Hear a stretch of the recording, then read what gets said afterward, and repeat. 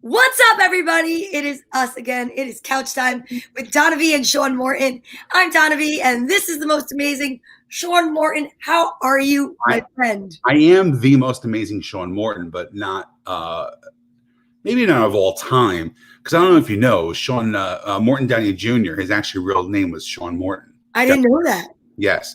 And there's also a Sean David Morton who is a hypnotist. Okay. And he gets hate mail because he scammed like millions and millions of dollars from people.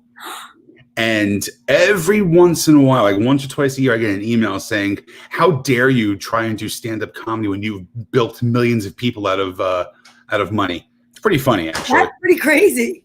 It is pretty funny. I had no idea. Well, I'm glad you're not the scam artist, Sean Morton. You are, the comedic artist. It's me.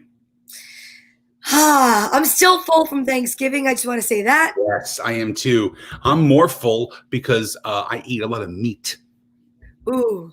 Yes, I eat meat. Not me. But today was the almost last of the leftovers. Really? Speaking of meat, hey Yogi, what's up?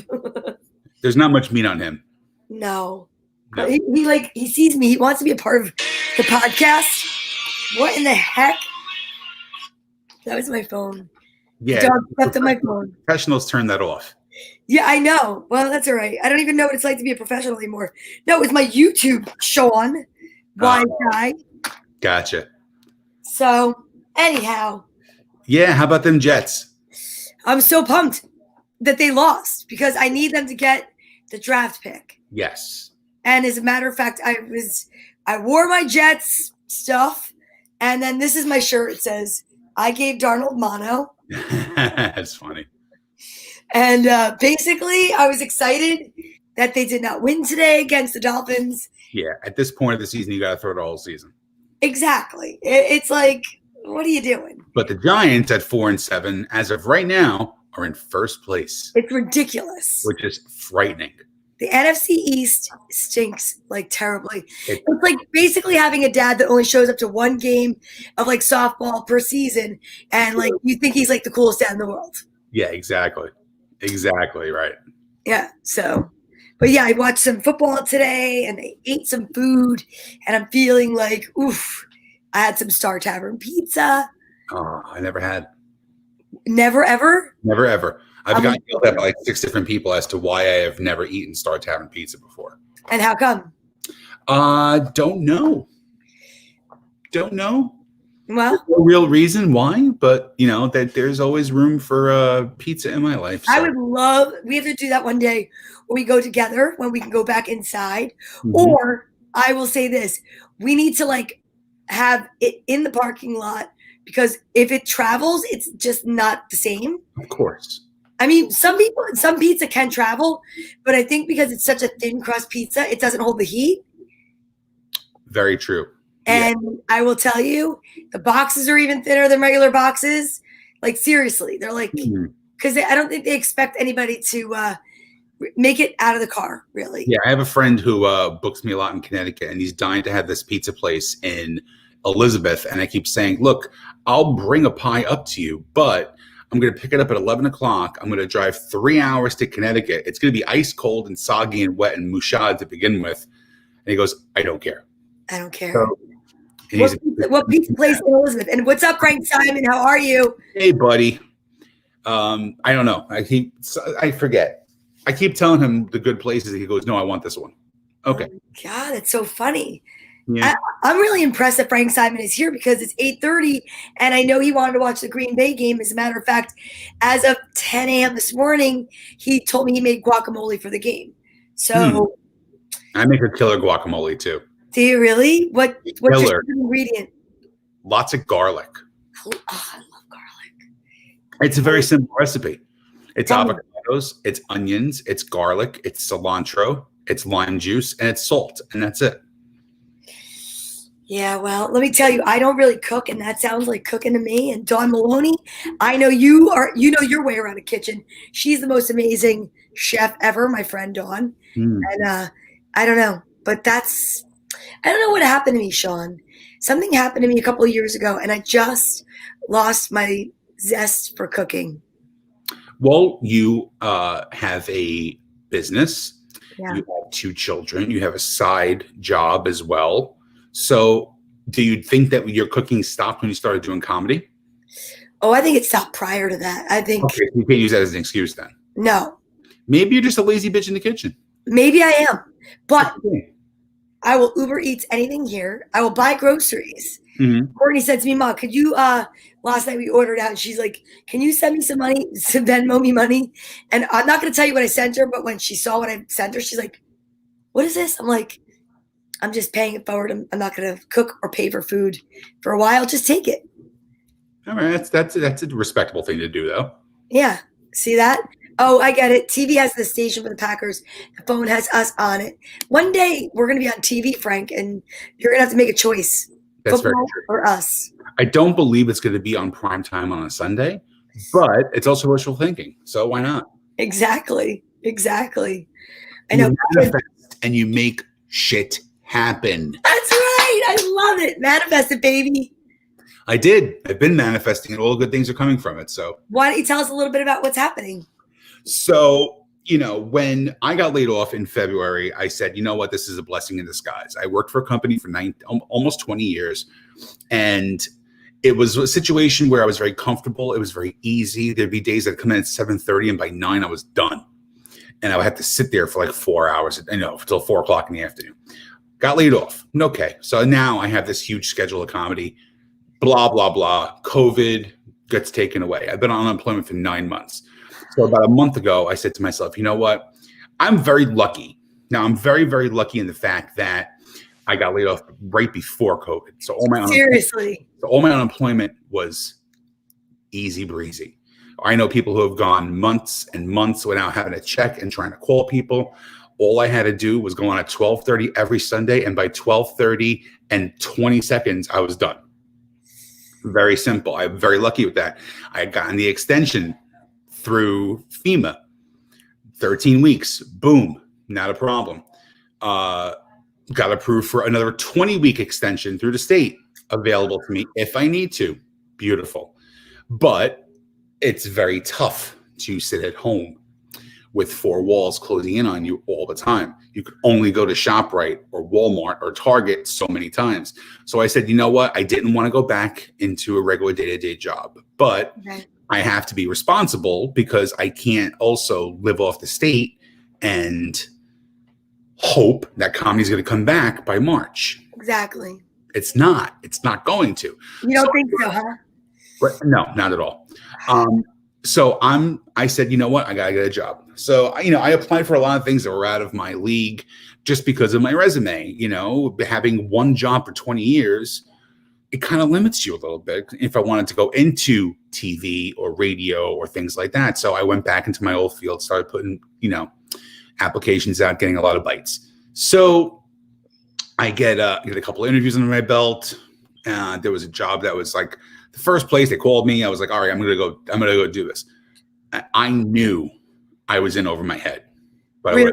I would have taken it. Yeah, it was a huge, huge operation. What exactly do you do that you're talking? What is it that you're talking about? Fill us in. So it was a different field. It was in transportation, but I wouldn't have had to start up an entire office.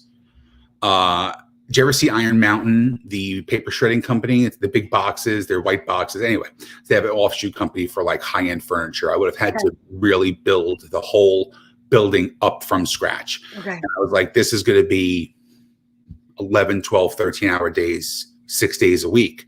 But I would have taken it, so didn't come through. No big deal. Go to a major trucking company. I nail the interview.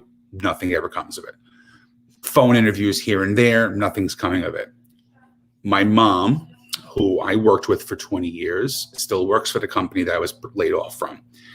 Our boss, who was not the one who laid me off, was not, I will preface this, said, call this guy immediately. He's a friend of mine. He needs somebody in operations ASAP. Right. I didn't want to because I didn't want to feel like I owed anybody anything. Hate that feeling. But I did it.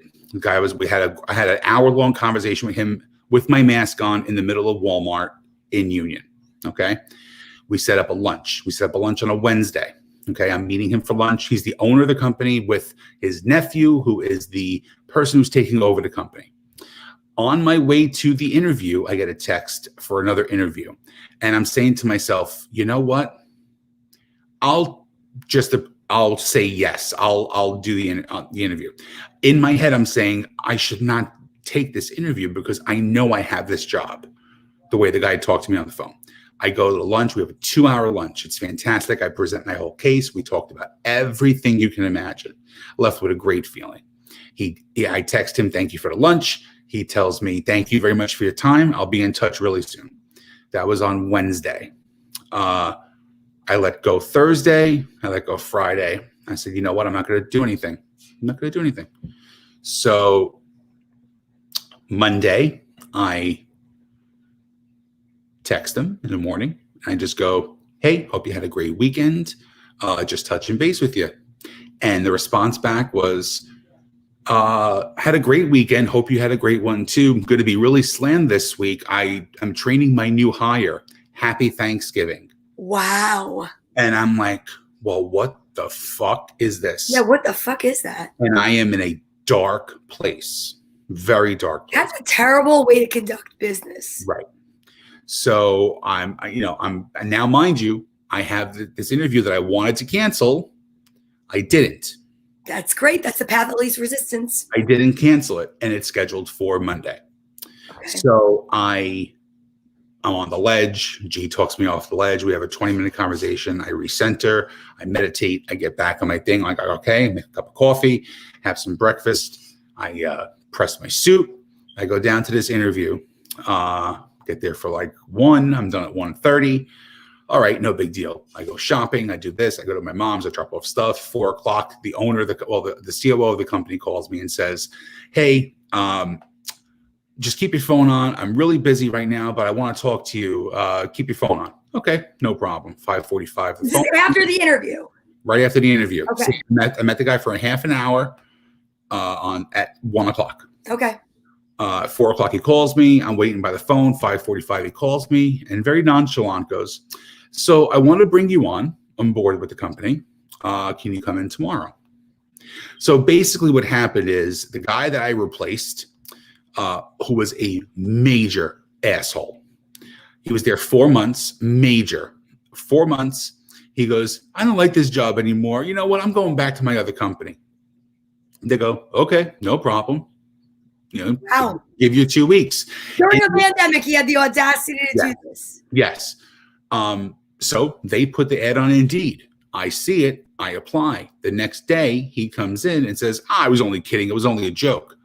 And they go, we don't screw around with stuff like that. You told us you were leaving. We already put an ad up. We have somebody coming in for an interview.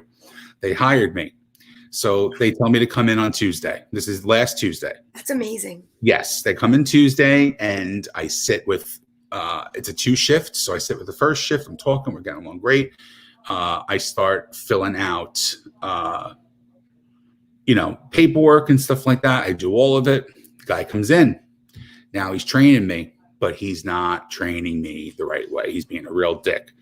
So I'm just paying attention. I know my shit. I'm looking all around, blah, blah, blah. Wednesday comes. I come in early, like 9:30 in the morning, because it's an afternoon shift that I'm working. I come in 9:30. I'm talking with the other guy who I'm working with my team with. So the new guy comes in, and I do the whole thing by myself. My first real day, I did my job from soup to nuts. It was a long day, 9:30 to 9:30. It was a long job. The whole time he sabotaged me. He did all this horrible shit. And I'm not going to go into boring details, but they let him go on Thursday. They let him go. How to train you? The guy who trained me on Thursday, because they knew that on my first day, if I'm doing the whole thing by myself, you know what? Maybe this guy has a brain. So my shift is like 11 to 7, 12 to 8, Monday to Thursday. I'm off Friday and Saturday because I manifested a job that was to let me work comedy. That's amazing. And Sundays, I work a couple hours. I went in at 11 o'clock. I was done. I was back on the road at 3 o'clock. And I get paid for it. That's amazing. The moral of the story is I got the job and I manifested it. I said, you know what? I'm going into this with a different mindset. I'm going into this completely different, completely clear-headed, no anger, no rage, no bullshit, none of all this stuff. And it was put in my lap. And then when I'm doing my paperwork, the guy goes, well, it's Sunday to Thursday, right? And I said to myself, I never agreed to a Sunday. I've never worked a Sunday in my life.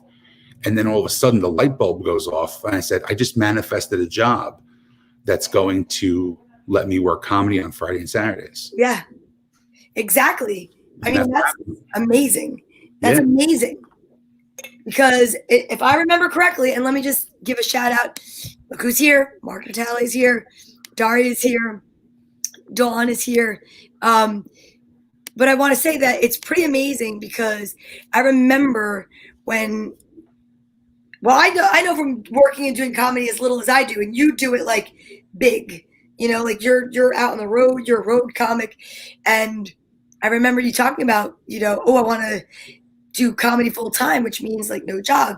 But like, isn't it great to have the balance, to have the health benefits that you're not going to get from comedy right now, unless you're picked up by some large, I don't even know who, Viacom. I don't even know, like Netflix. I didn't want to go back into a regular job because I wanted to be my own boss. Right.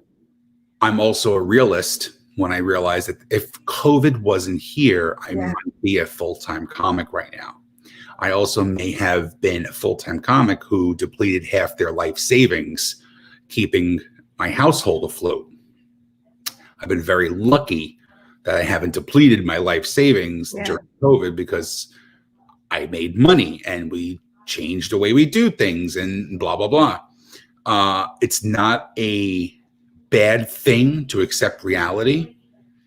Reality was comedy was not going to pay my bills right now. And it could be a year from now. Who knows? I don't know. I could work this job for the next 18 years of my life and retire. I don't know. But it was put in my path for a reason. I took it. They're great people. On my second day, they gave me $50 in gift cards to ShopRite as a Thanksgiving present. On my second day. That's the way to do it. So I'm very great. And one of the words I've been using a lot is grateful. I'm extremely grateful because I know that there's a lot of people who don't believe that. They always feel that things are owed to them and things are expected. Dawn, you're absolutely right. I taught you to be more flexible. It's very true. I look at things like this. I've known a lot of people who had COVID, acquaintances, friends, things like that. One of my best friends, his mom caught it. His mom had to have surgery and his mom died the next day after surgery. He caught COVID from her. Yeah. And when it hits home, it's scary. It's very scary. Plus the fact that last weekend I was in Harrisburg, Pennsylvania, working for the weekend. Very lax out there. Very lax. And the numbers are like really up there. They're skyrocketing. Yeah. And it was a lot of things like, G came along with me and I kept saying that it's not the greatest hotel. And I'm telling you, it's not the greatest hotel. It's a real shitty hotel, but the club is nice. The restaurant's nice, yada, yada. And I said, when you open the door in the room, it goes out to a courtyard. Now in that courtyard, there's a lot of sketchy people. And a young kid came up to me and said, do you know any tricks or tweakers? And he's carrying a garbage bag, which I know has everything that he owns in his life in that garbage bag. And he couldn't have been more than Courtney's age, 21, 22 years old, looking for heroin. And I said to myself, you know what? This is a sign that I need to get the fuck off the road for a little while. I really do. I need to get the fuck off the road for a little while. And until this calms down, because I know I'm safe. I know I do all the precautions just like you do, but I can't depend on people to do that. And it's scary. You really can't. Yeah. Scary. And, they did everything right. They social distanced. They temperature checked everybody. But, once you're in that club, even though you have a temperature check, sorry, you could be asymptomatic. I know. I'm in a closed box. I'm in a big petri dish. I know. And it was a little eye-opening. It was a little eye opening, and so I made the commitment. I'm not taking any more gigs for a while. Yeah. At least a month or two, unless it's Zoom or virtual or something like that. Yeah. Well, that's interesting because a lot of people have been saying to me, like, when's your next show? And I'm like, I don't have one right now. And it's funny because in the beginning of COVID, when we had addressed that whole thing and said, like, are you going to go back? And I was like, oh, I don't know. And then I went back. I've only had 5 shows since I did go back. But each one was like very eye opening. Like I loved each one that I did, even the one that I didn't think I did that great in, for whatever reason. But I know it's something that I love, I'm passionate about, but I also know that I'm not even eating in restaurants right now. And the other thing that's really interesting is having my own business, having the salon. People are watching me like a hawk. Oh, so yeah. I had a woman come into the salon and say to me, she came into the salon to get her hair done and then physically moved away from me when I went to touch her because she saw me take pictures with my mask off at a comedy show. And, interesting. And was like, I saw you and you didn't have your mask on. And I was just like, but you're in here. Like, you're here. Right. And she's like, well, and I was just like, just to let you know, I took my mask off to take the picture and then put my mask back on. And then I realized, why am I justifying what I'm doing when I guarantee you that every person, and I am not disrespecting anyone and anyone personally, I'm saying that there's no way, no matter how safe you are being, there's no way that you're not possibly exposing yourself. My example would be my daughter, Carly. She works for a firm. She's an accountant.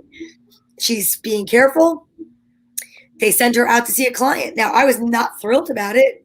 And I said to her, Car, I really wish you weren't, going out to this job. And she's like, what am I supposed to do, Ma? This is my boss telling me I have to go. I have to go out to this job. She comes home. She had to go out to Long Island. She comes home. The next morning at 6 a.m., I get a text. Please don't be afraid.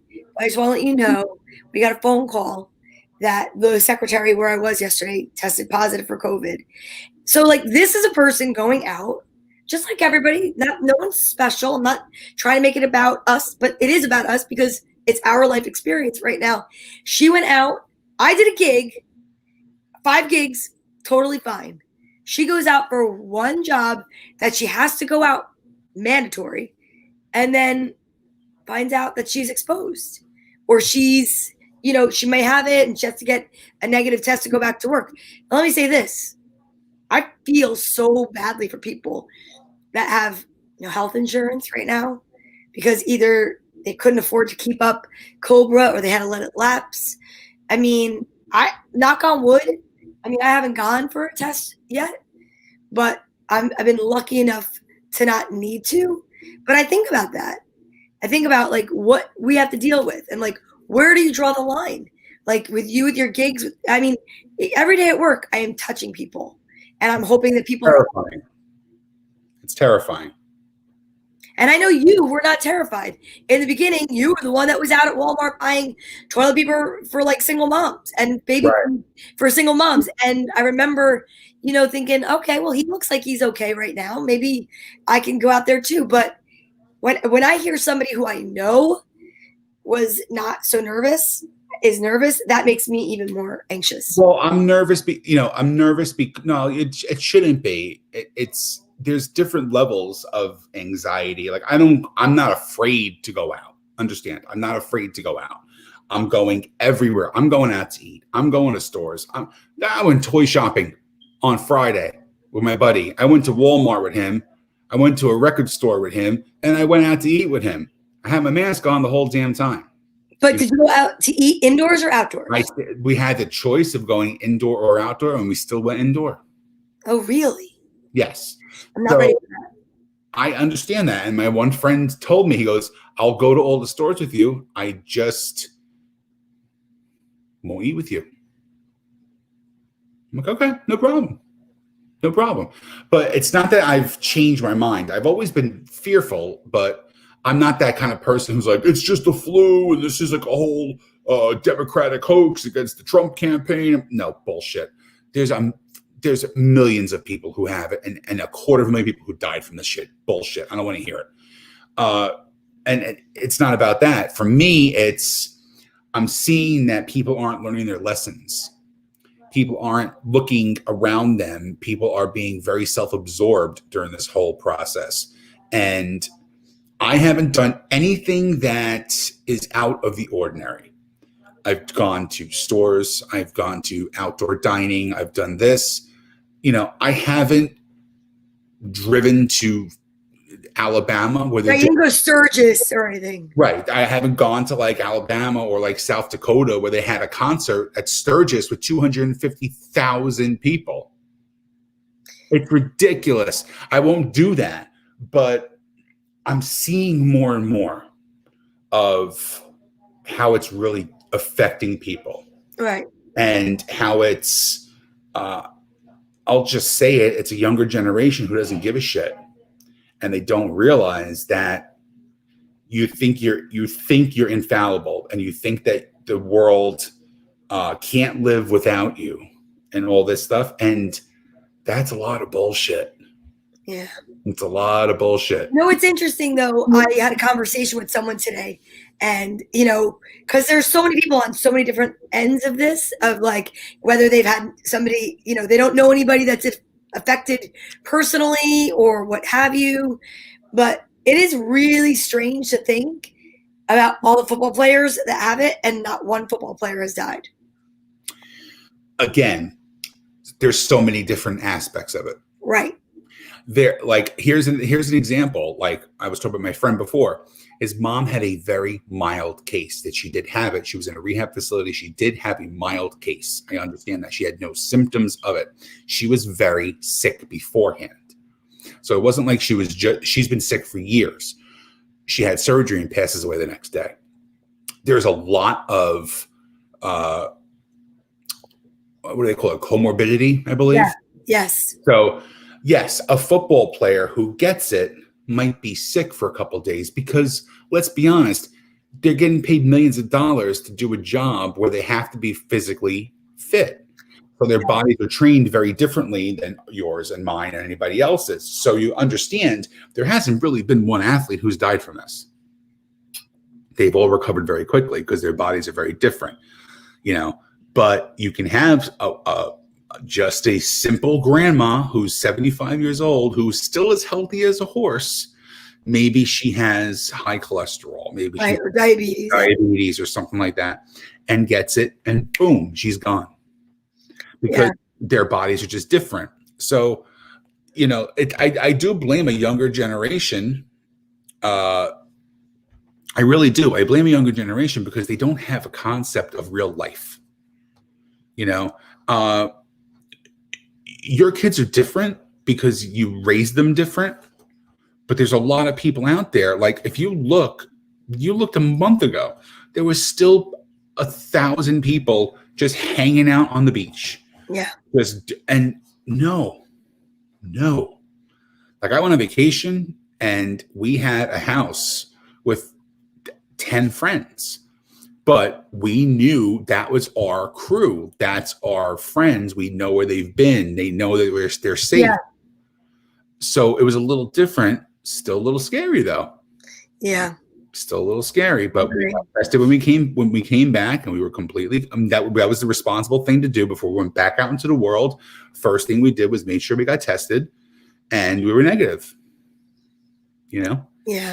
When you get a scare, it opens up your eyes a lot. Oh, totally. I know somebody who recently, I'm not going to name her name because I don't have permission to, but her mom wound up getting what they thought was a boil, and it wound up being some skin cancer. And the mother said, I don't want treatment. And the next thing you know, I get a message from her saying, I'm sorry, I have to cancel my appointment. My mom went in for treatment and caught COVID in the hospital. And she passed away. Wow. So, I know that these are definitely stories where people that are naysayers and they're like, oh, well, they're old anyway. But it's not that simple when it's your loved one. And it's not that simple when your loved one, prior to contracting COVID had a lot of life left. It wasn't as if they were like, on death's doorstep, so to speak. And then that was it. So Tom Mangelli says, howdy. And for those of you that want to know, Frank Simon says, it's the Packers 13, the Bears 3. Thank you very much. And Daria says, it's a scary time. We need you both safe. We need everybody safe. I agree. It's not just us. We need everybody safe. Yeah. Thing. Do you do a lockdown? No, I don't think you do a lockdown because you can't. But you just got to use your fucking head. That's the most important thing, is just use your head. Yeah. And I was around people for a whole weekend who I knew were not using their heads. I was just like, I got to go into my bubble a little bit. Yeah, I know.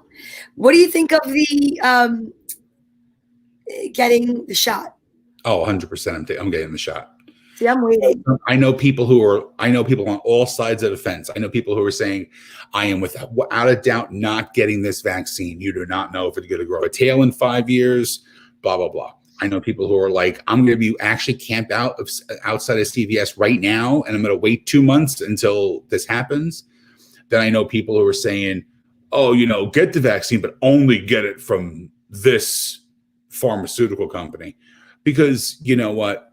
Listen, you're 45 and you collect comic books because you know about fucking pharmaceutical companies. You know what I mean? Get the fucking vaccine. Get it. The quicker you get it, the quicker this goes away.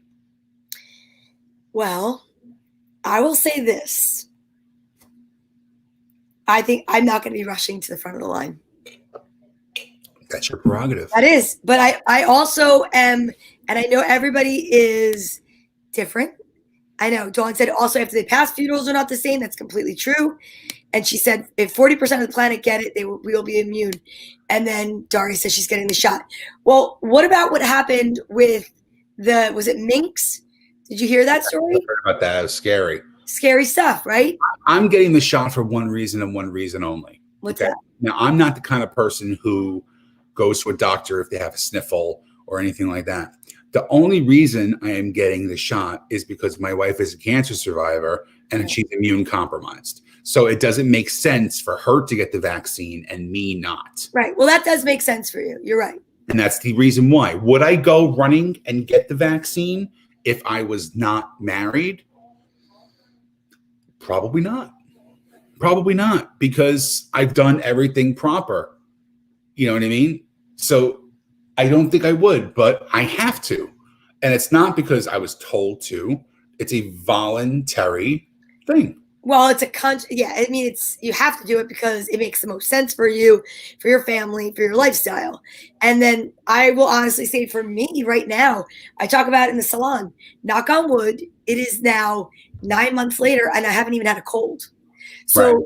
I'm pretty positive that no matter what goes on, I will be requiring people in my salon to wear a mask. Now, even if blow drying or something like that can happen with a shield, I don't know in the future. If other people are coming in, I don't know how I'm going to handle it right now, but I will tell you, it is fascinating to me as a hairdresser, salon owner, when every year I've had by now at least a sore throat, a sinus infection, because people come in and don't cancel their appointments and come in sick and are literally inches away from me, not even like a foot away from me.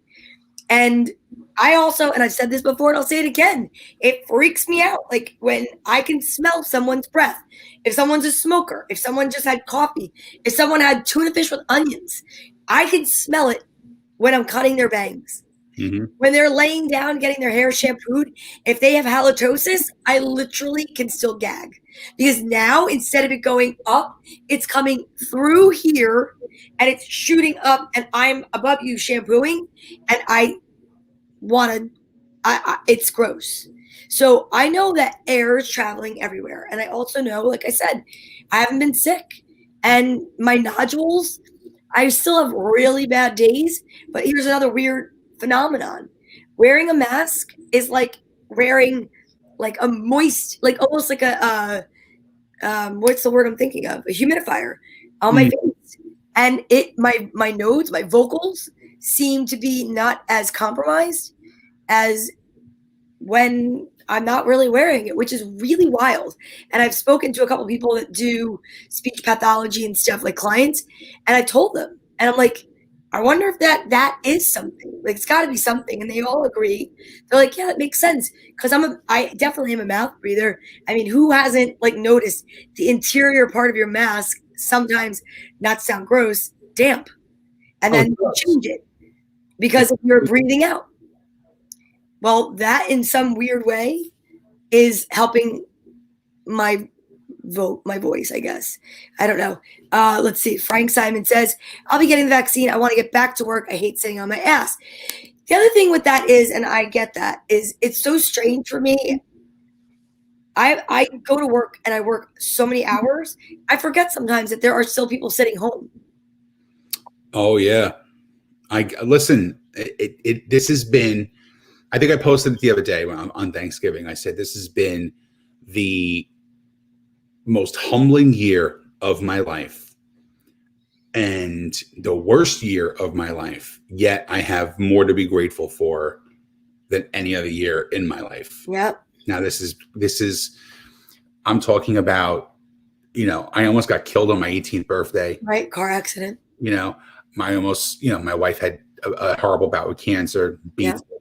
I've lost loved ones who have meant everything to me. All of that doesn't add up to this year. And it's weird to say, but in the end, you have to be grateful. You have to be grateful. I'm grateful that I don't have to worry about, collecting unemployment and sitting in this house and, just watching TV and The Price is Right and, all this bullshit when I could be out working. And I put it out there. And everything lined up. Yeah. Everything lined up. And, I'm just riding the wave. And it's a great experience. Yeah. Frank Simon. In the middle of October, one of the guards at my building died from COVID. That's why I need the vaccine. We get transient people coming into the building. And I totally agree with that. But in the workplace, Frank, I'd love to hear your take on this. Would you consider, when going to work, wearing a mask?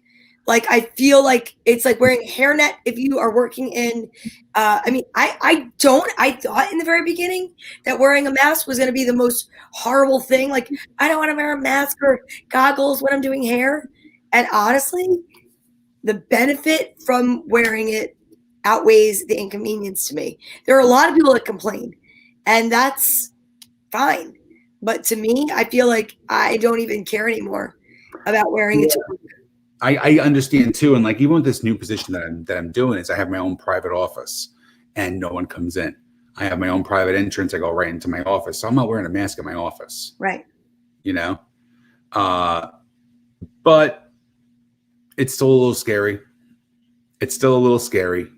But I know what to look for. I know what the signs are. And if anything happens, I get tested immediately, because we had 2 scares in 3 days here in my house. Yeah. And that's when you get those scares, when you get that phone call that, someone that you were with was exposed, your heart goes into your asshole real quick. Yeah. Real quick. And, we got tested. Thank God we were negative, but it's a frightening situation. It really is a frightening situation. It is a frightening situation. I don't know. I think it's odd too. And I know I don't really talk a lot about politics, but I feel like it's kind of interesting how everything is settled down lately. Have you noticed that? Oh yeah. Oh yeah. It's eerily interesting to me how that is. My water fountain is just running very high. My Zen meditational water fountain sounds like it was on fire, but it's not. Okay. It's energy. Yeah, could be. But no, I've never been one of those guys. I'm very middle ground. I've said this a bunch of times. I don't ever talk politics on Facebook, on stage. I mean, you saw the first political joke I have ever done in 12 years in that show in Bloomfield, the last one. Yeah. I don't believe in it. I think it's your opinion. We've talked off air, and I've told you, but I won't tell about it on air because it's just not the right thing to do. I just don't personally feel that there's a huge mass conspiracy with a lot of stuff. I don't, because it's just, you feed into the bullshit, and the more you feed into the bullshit, the less informed you are. Do Right. your own research. If you have research for something that you say, okay, listen, I think this is this because of this, not because some jackhole who's on television, who's making $6 million a year, who's funded by a corporation, a multi-trillion-dollar corporation, is saying, hey, here's the agenda we want to push. Here's what I want you to say.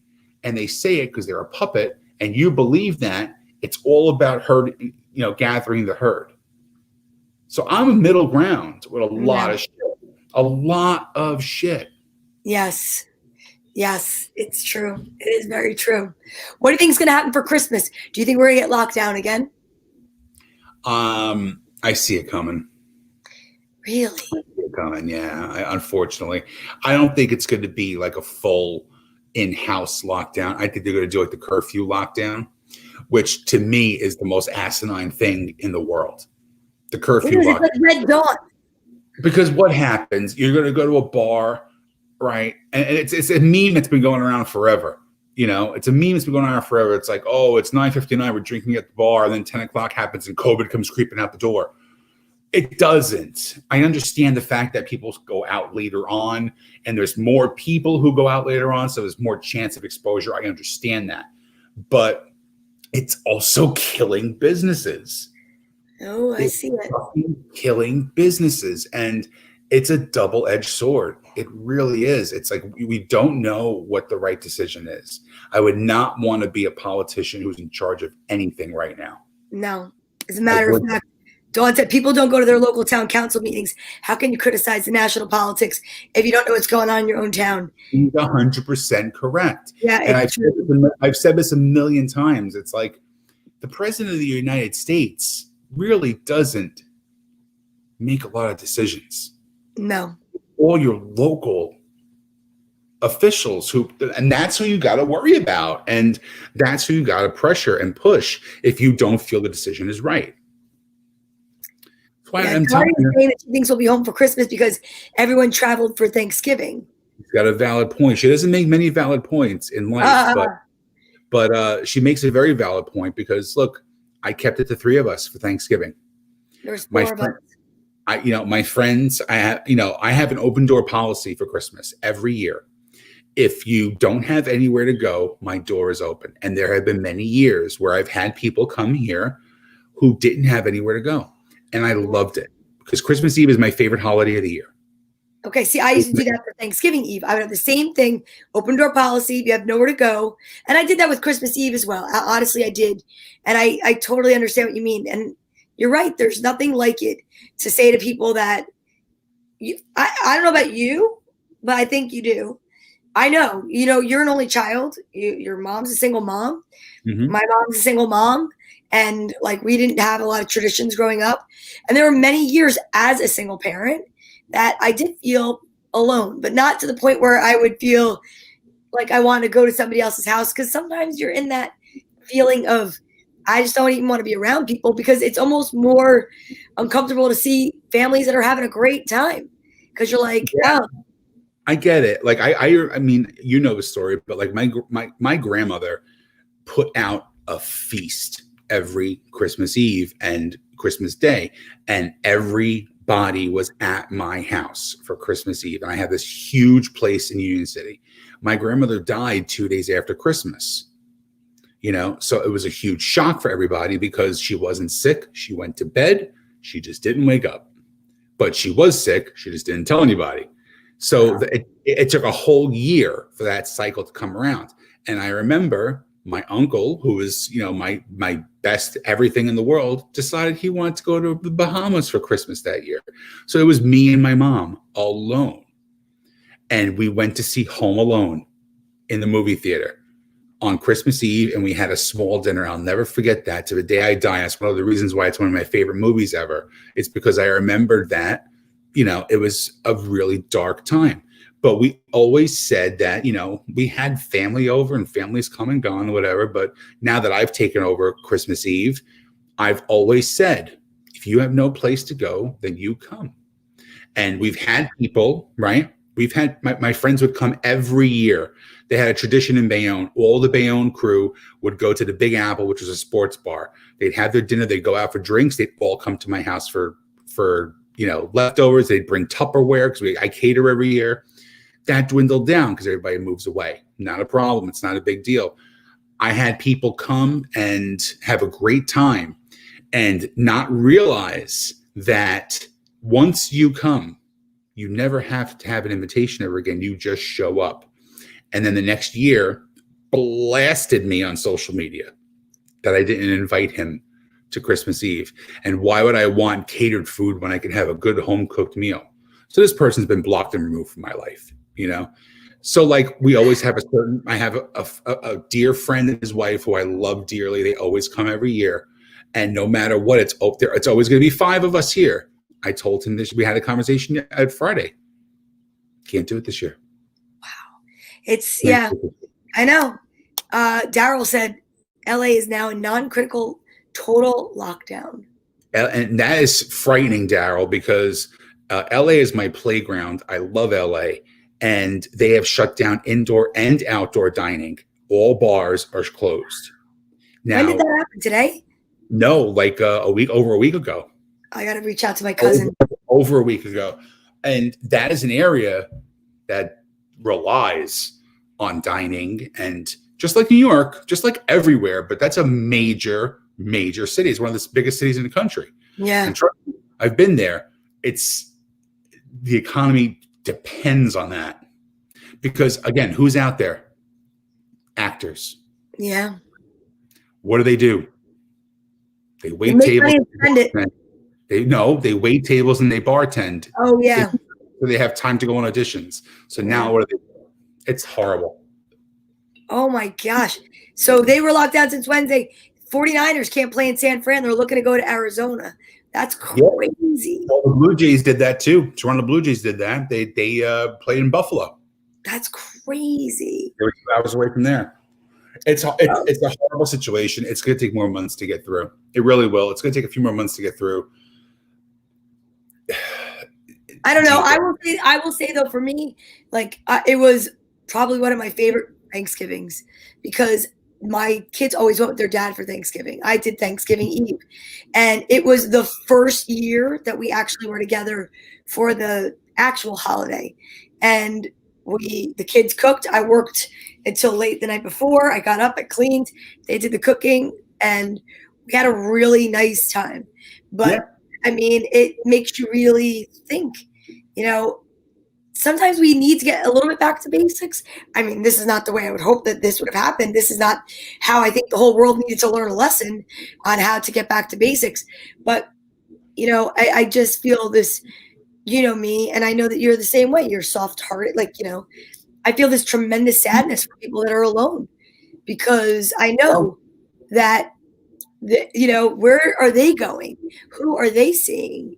And that's the stuff that makes me sad, but hopefully that kind of empathy will stick around for the simple fact that, there's always been people alone. It's just that now because again, 2 things happen from this as far as I'm concerned.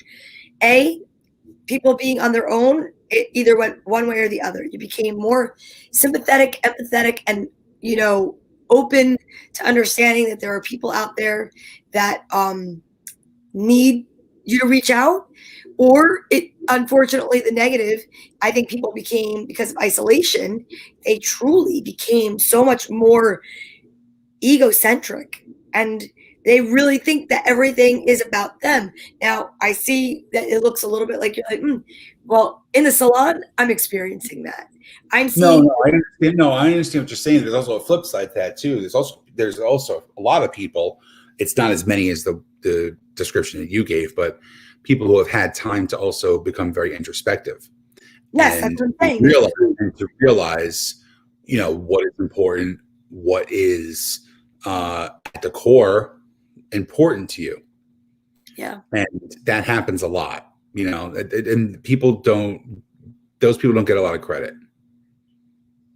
Those people don't get a lot of credit, but it does. There is a lot of fucking entitlement, a lot of ego, and a lot of that bullshit. And You know, in the end, I'm just glad I'm not one of those people. Ditto. It's wild too, because I know for you said that this has become, this went from a year where you're like, oh, this is intense and bad, and you're finding the positive. I feel the same way. I really do. I mean, months ago, if you go back to conversations that we had, I was in a much different place, Oh and God. I really wanted to become a landscaper. I did not want to go back to work. I just didn't, and I'm letting everything unfold. Listen, you went through a thing where you didn't know if you want to keep your salon, you want to be a landscaper, you want to tell stories to kids all day, in the mornings, every single day. And now where are you? You I haven't still mowed your want to tell the kids stories. you still tell stories to kids, and your salon is still open, and you haven't lost your business. I went from a place where I got my rug taken out from under me. But I said, you know what? I got a backup plan. I never would have gone to that backup plan full time had this not ever happened to me. And then boom, it happens. And I made a vow to myself I would never work in transportation again. Well, guess fucking what? I'm working in transportation again. Exactly. It's a different way. It's not, it's with people who appreciate you. It's for a good company. And you know what? Not every situation is bad because of one bad situation. Right. I'm learning to keep boundaries, which I was like, always like, come on over, come on in. The water's fine. I'll take care of you. I'll be the lifeguard. I'll also do all the, the chlorine in the pool. Heck, I'll go get your drinks. And now I'm pretty much minding my business. Yes, because you're very empathetic, and I am as well. And you have to realize that, yes, it's a great quality that you have, but you can't also let it affect your personal story and your personal journey and your experience and all that. So if it means cutting people out of your life, if it means changing the way you think, if it means anything, you got to put yourself first before you can be empathetic to other people. It's so true. Put the oxygen mask on yourself. Daryl says, how do you date on a total lockdown? Daryl, you let me know when you figure it out, because I will tell you that is not, I use it in comedy, and I mean it every day when I talk to clients. When I say to husband, like I have a bunch of women will come in, let's just say, and I'll say, oh my God, so how's it going at home? They're like, oh my God, I want to kill my husband. I want to get rid of him. Mm-hmm. They're like, how are you doing? And I love when they say this, seeing anybody? And I'm like, it's pandemic. It's like, I'm not saying that I'm not open to talking to people, but what do? Go get a COVID test before we go on a date? Yeah. But people are stupid, and they don't realize other people's struggles. And that's the thing. That's you're talking about egocentric people. They don't understand people's struggles. They don't understand that you could have been on the ledge saying, I am so depressed. I never in my life needed anybody in my life. I am a hardworking, independent, single mother of two. But you could have been going through, whether it was a pity party, whether it was a day, a week, a month, a year, where you said, I need somebody in my life in order to feel complete. And I'm having a hard time dealing with that. And you could have been on the edge, and that woman coming to you and saying that could have snapped you like that. Yeah. People don't realize when they open their fat fucking mouths. Have a filter. Have a little bit of a filter and think before you talk. It saves a lot of problems in life. It really does. Yeah. And I will say, for anybody going out and, talking to people in the service industry, just remember too, like I know for me, I find it really important to listen. But sometimes I know it's a lot of people are going out and they're saying, oh, this is the only place I go. And then the next thing you know, all they want to do is talk about for 45 minutes, how terrible the world is. And I try to be, the docent of the silver lining and try to get people to see it. But when you have, 9 people in a day, 9 times 45, you're talking a lot of hours of having to hear people really shitting all over your desk, so to speak. And you're just sitting there going, I have a mask on. I'm trying to, stay open because I don't have the luxury And that's something I want to say. Like, people will come in, they'll be like, oh, I'm not working and I'm just sitting home and I'm like, I'm bored. And I'm like, yeah, but you are getting unemployment. Like, I don't have that option. And not just me, a lot of people that are working that are nervous about being out there and are nervous about, putting themselves in a position where I'm not a frontline worker, right? Yeah. And I have to be out there because I have no other option. If Look, if I'm I the first decide one. tomorrow I didn't want to go to work because of fear, you think the government's going to allow me to file for unemployment? Hell no. And it's shitty, because look, I know we don't disagree on a lot of things, which is one of the reasons why we're great friends. But I understand your thing completely, and I also was in that mindset of I went into a different mindset. I was in the mindset of I've worked 20 years straight. I'm taking a little fucking time off for myself because you know what? I've paid into the system and I want to do it. And then that moment came to me where I was like, I am done with this. Yeah. I am done. Like, I physically, mentally, emotionally, spiritually can't do this anymore. I'm broken. Like, I need to be productive. I need to have a purpose. I need to have a reason. Look, you take care of your house, you do your food shopping, you blah, blah, blah, whatever, and you're getting a check from the government, but it doesn't really fulfill you. I don't know how people can live off the system. I understand it. If you have a legit reason, I completely get it.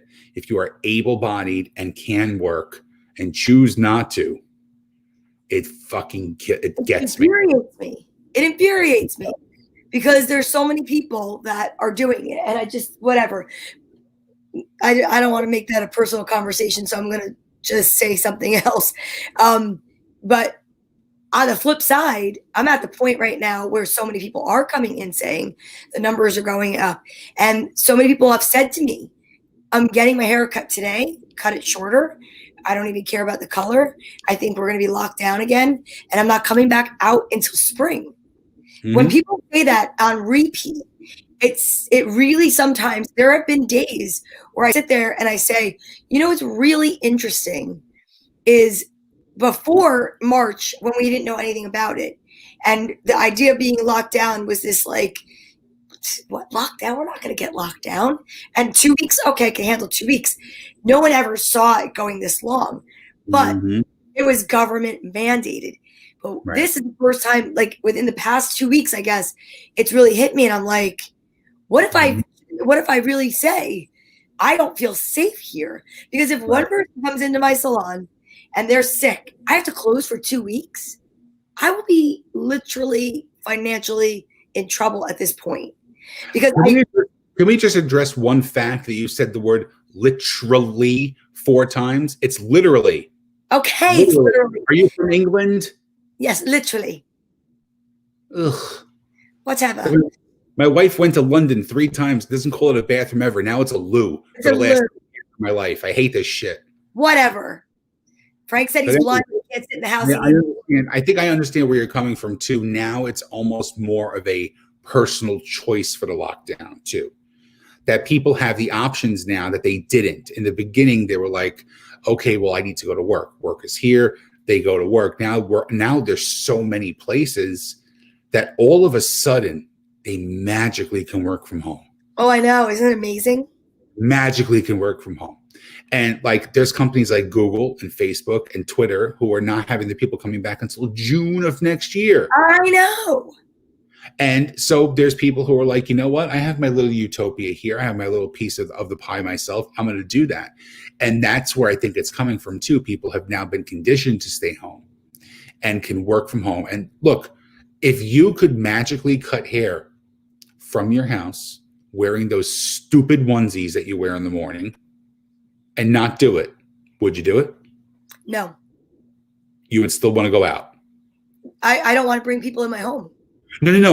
No. What I said was if you could magically do it. Like if your job, like if you, look, I know your job, you need to be there. But what I'm saying is in a hypothetical situation, if you were, look what you did with Natty, right? When Natty cut his hair and you guided them how to cut his hair. If you could do that and make half of what you're making. Nope. You'd still want to be out there and doing it. I would still be out there, physically touching It hair.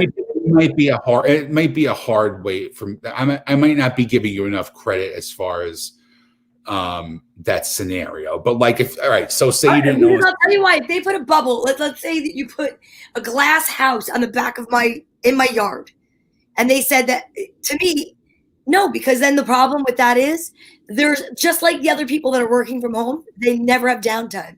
I hear so many people say, I wake up to emails and then I got to have my breakfast and have emails and I have to do I sit through lunch. And, yes, I know it's great. I don't commute, but they know I'm there. Yeah. And that is the only reason why I never bought, because I did look into a freestanding building that had an apartment on top. And I thought that would be amazing. You know why it wouldn't be amazing? Because my doorbell would be ringing, or it'd have that client, excuse my French, the asshole, that would actually say to me, I would really just love it if you could do my hair at 7:30 in the morning. And I would say to them, like, go F yourself. Like, no. Yeah. It's boundaries. I'm on the flip side of this. And I told you, yes, I am reading to the kids. But one of the things that's been amazing is I don't go to work till noon. Now, is that really late for me? No, it's 2 hours later. Do I go home early? Absolutely not. I'll work 12 to 9 or 12 to 10 instead of working 10 to 8 or 10 to 9. And people are like, well, are you going to go back when this is over to the morning? And I say, no. And they're like, why? Of being your own boss. That is. Because I know for me, if I went in earlier, like, I'm not a morning person. I'm obviously a morning person. You see me on the screen, I'm happy. I'm not a morning person where I need to touch your hair or I hear your life drama at 9 o'clock. And that was the thing. That was one of the main things when I had that interview with the job. And the hours were 5 a.m. to 3 to 4 p.m. And they were willing to change hours and shift their operation around. Because I told them flat out, look, dude, I am not good in the mornings. So what happens? I put it out there and I get a job where they literally say to me, come in at 11, come in at 12, come in at 12:30. It doesn't matter. I mean, I'm a night owl. I'm up until 1, 2 o'clock in the morning. This is the greatest thing that's ever happened to me. I get a paycheck to work and I can come in whenever I want. Great. As long as the job's done when it's done. It's great. So I get it. I understand why you do what you do. And I truly love and respect that about you. You could still, but the thing you said before was very true. You talk about boundaries.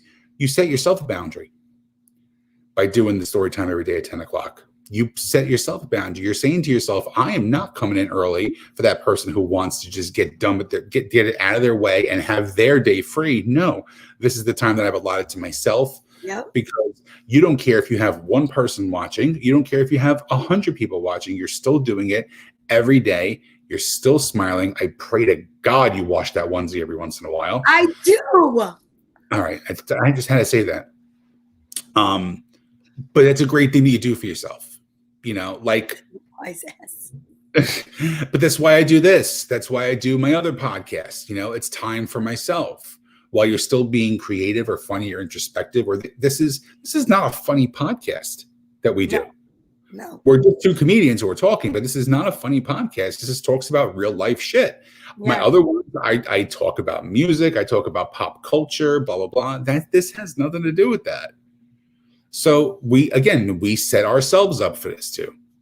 Yeah. I think it's a great thing. We're running very long.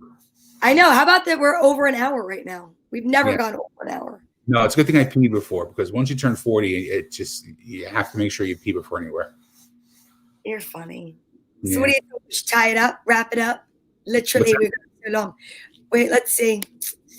Question. What do you think if the new habits are created? Will people be willing to go back to their old habits or lifestyles? People who are in tune with themselves and realize they had bad habits and made changes, when they realize that the changes they made are good, if they are self-aware, they will stay with it. If they are people who are like, I don't give a shit. I'm you know what? I'm going to work from home. And then, once this shit is over, I'm going to happy hour at 4:30 after work and exposing themselves again. those people will not ever change. You have to be willing to change, and you have to be willing to understand that as things may seem good, they may not be good. So if something was brought into your path, you have to understand why it was put there. And if you know that it was put there for a good reason, you'll never go back to the old reason. Yeah. I mean, I think in my opinion, I hope people that have gotten closer to their families will stay that way, or at least for the most part, be more conscious of when they can go back out, of, splitting their time differently. I have never been home this much in my life. And I am really starting to enjoy it. It makes me a little bit, I don't want to say nervous, but I was able to, and I know it wasn't a lot of shows, it was 5, but I was able to work and then do comedy, but there was no hanging out afterwards. Like, that was also something very different. There was one night, the last night I hung out a little bit more because Christine Grillon was on the show, her husband was there, and everybody was like into staying there for a little while. But that was the first time ever, unless you're like on the road and you're away. Usually after a show, you sit, you have a drink, you talk to other comics, you BS with people that were watching. It was literally like, you're done, and that's it. The plates are closing. Oh, listen, you preach to the choir here, because last Friday, got to the gig, had dinner, did my show, hung out for a little bit with the headliner, and went to bed. Spent the whole day out gallivanting.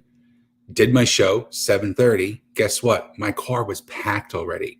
I walked off stage at 8:15. I was home at 11:30, even though I had a hotel room. I was not staying over again. I wanted my bubble. Yeah. Things change. Yeah. And from a comics point of view, the after the show hang is the best part of the whole show. It really is. The diner and the bar, whatever. It's the best part of the show. Yeah. It's the most part of the show. It is. Frank said, last thing, no, this is great because it's not the funny side. You guys are being natural and it's refreshing.